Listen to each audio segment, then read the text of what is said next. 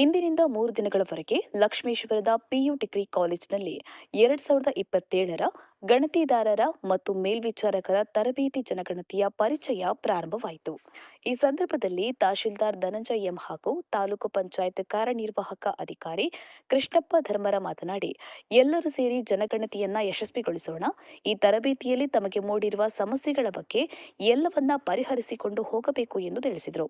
ಈ ಸಭೆಯಲ್ಲಿ ಗ್ರೇಡ್ 2 ತಹಶೀಲ್ದಾರ್ MC Amasi, MA Nadaf, BS Ugrad, BB Chalavadi, NP Pyati, Prashant Sanadi, Karnataka ರಾಜ್ಯ ರಸ್ತೆ ಸಾರಿಗೆ ನಿಗಮದ ನೌಕರರ ಸಂಘದ ಅಧ್ಯಕ್ಷರಾದ ಗುರುರಾಜ ಹವಳದ, ಶಿರಸ್ತೆದಾರ್ Jamir Maniyar, DD Lamani, MS Hiremath, MA Nadaf, SP Annigeri, Nagaraj Cholammanavar, MS Chakalabbi, PP Hiremath, SP Mulagund, BY Malligawad, PB Nadaf, Suresh Hudeda, Fakiresh Dambal, Shrimati Aruna Betoormath ಸೇರಿದಂತೆ ಹಲವಾರು ಗಣತಿದಾರರು, ಮೇಲ್ವಿಚಾರಕರು ಹಾಜರಿದ್ದರು.